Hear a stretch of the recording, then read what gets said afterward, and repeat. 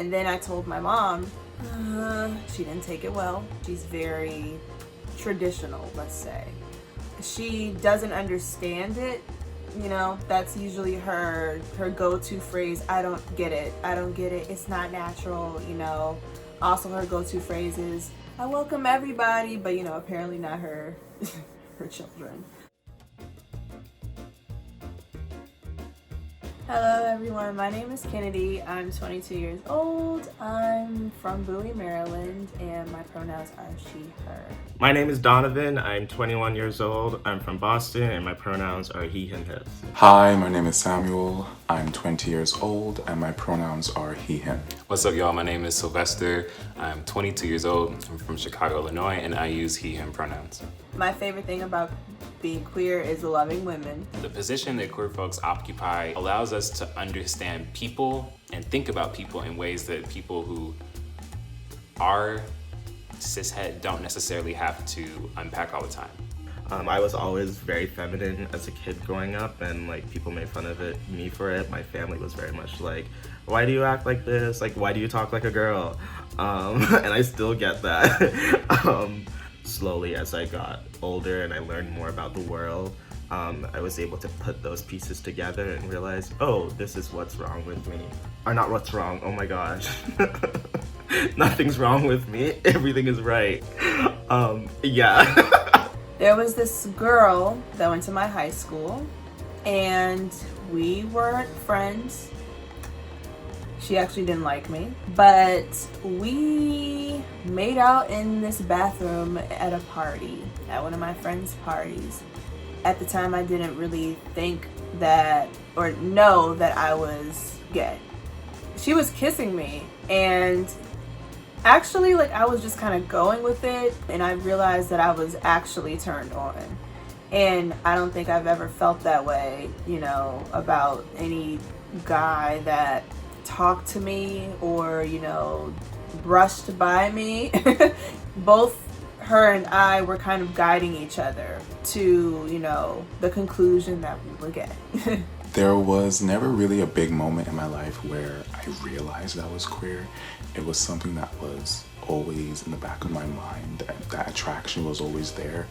And that's the thing that always really annoys me about people who look at the queer community from the outside in. They love to really over-sexualize us, and it's they need to realize that queer adults were once queer teens who were once queer kids who had crushes on classmates and other kids in the neighborhood just like their straight counterparts did. The first person I came out to was my best friend in 9th grade. He told me that he was gay, and I was like, that's good, but I'm not. And then a week later, I was like, remember last week when I said that I wasn't gay? Well, that wasn't all the way true. He was the first person I actually ever said it out loud to.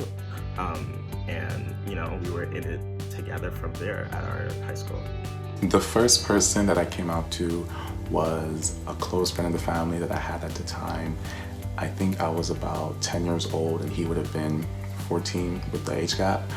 I don't know how the conversation led to it, but I just had it in me to come out and tell him that I was and I am queer. He ended up taking it really, really well. He told me about all these openly queer kids in his school who were very proud of their sexuality and gender identities, and they dressed in different ways and dyed their hair all kinds of colors. And the idea was so foreign to me at the time that there were not only people like me in my local area, but they were also so proud of it.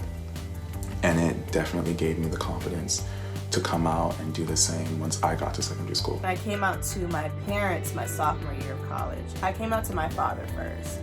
The most understanding, the most like-minded person I've ever met with me. I was talking to him about my first breakup with a woman. I just kind of threw it out there. Yeah, she's a girl. He was like, you gay?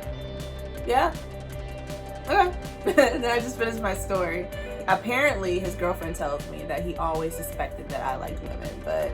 The first time I had to come out was around 15 or 16, and it wasn't by choice. It was with my parents. Kids explore stuff I won't get explicit, but like there was some stuff on the computer because I didn't know that like some ads that you like that pop up like leave malware on the computer. So one day I got called into my parents' room and they turned the computer around and just showed me a bunch of like stuff that was just on screen, and I actually fainted. And then when I came to, they were like, what's wrong? Like, why did you pass out? And it was purely the shock of that being shown to me, like right then, when it was just not at all something I was ready to communicate or even understood about myself. It was just this thing that I felt compelled to explore that no one else was supposed to know about.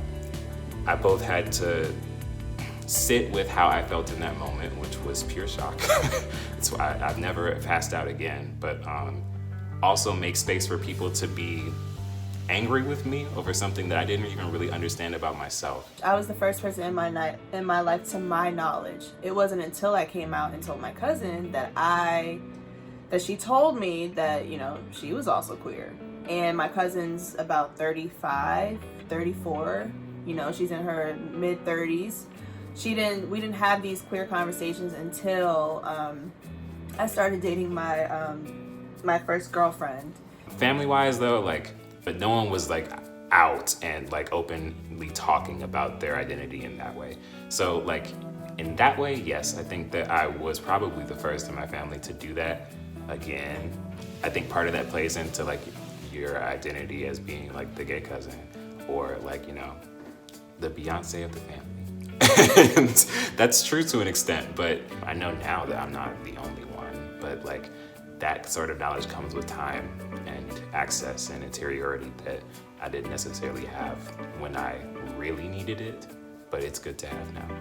So I went to an all-boys school from like 7th to 12th grade, and at that school there was never any like person to actually come out while like still enrolled as a student. Like a lot of people did it like, you know, senior year, senior spring, you're on your way out, like let me just drop this bomb and like leave and go to college. So we did have someone do that my sophomore year.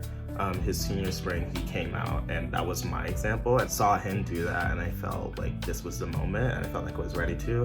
And like literally like a month after that, I decided to come out like through Instagram.